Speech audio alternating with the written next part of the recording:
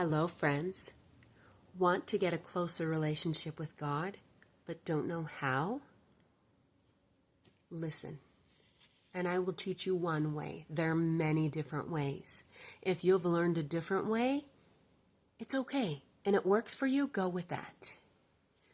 If you want to add this in, or you want to know how to get closer to God, what worked for me, let me tell you how. So I'll be real. Sometimes, especially at night, when I was praying, I used to fall asleep.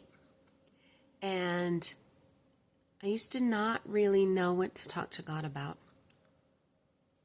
It seemed like he was kind of a stranger, somebody that I heard about in church, but not really a friend.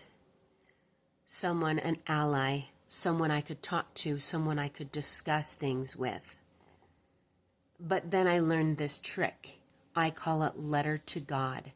And the person who taught me called it letter to God as well. So basically how it works is you write a letter, starts with Dear God, and whatever it is that's on your mind. Oftentimes I write about my day. I say, hey, this is what my day is going to be, and what advice dost thou have? Sometimes I have a problem that I'm struggling with, and I will write things down, and I will say, okay, this is what I've decided. What dost thou want? And that's kind of how I approach it. But basically, you write, Dear God. I usually write the date as well, so I can look back on it. That's one thing I love about these, is I can look back on them. And then I write down whatever I want to tell God that day. And then I sign it. Love, Lisa. Of course, you'd use your name or sincerely, but love is how I want to develop that relationship with him. And so I say, Love, Lisa, and I sign it at the bottom. And then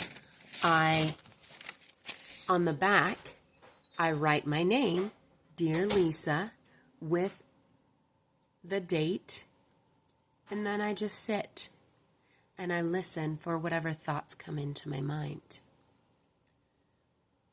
Don't worry about if it's your thoughts or God's thoughts. We'll talk about that later. Just write down whatever comes into your mind. Then at the end, when you don't feel any other words coming to your mind, any other thoughts coming to your mind, then you ask, is this correct? Which basically means, is what I wrote down what God told you? What you wrote down is what God told you. So first of all, is it correct? And if you feel a good feeling inside, that means it's correct. If you feel nothing inside, like either you don't remember the question you asked, or you don't feel good, you don't feel bad, you just feel nothing, that's probably a no. And once you get that good feeling, knowing that it is correct, then you ask, is it complete? Meaning, is there something else God wants to tell you? Or is that all he wants to tell you that day? A lot of it also depends on your time frame. If you are rushing to work, which is oftentimes what I do, then you may not have any more time. But if you have time to sit and listen for more, then oftentimes he'll give you more. He'll give you more direction, either directly about what you asked, or maybe some questions you've asked him in the past that haven't gotten an answer about. And then I always put, love God, or I love you, if that's what I feel like he's saying to me today.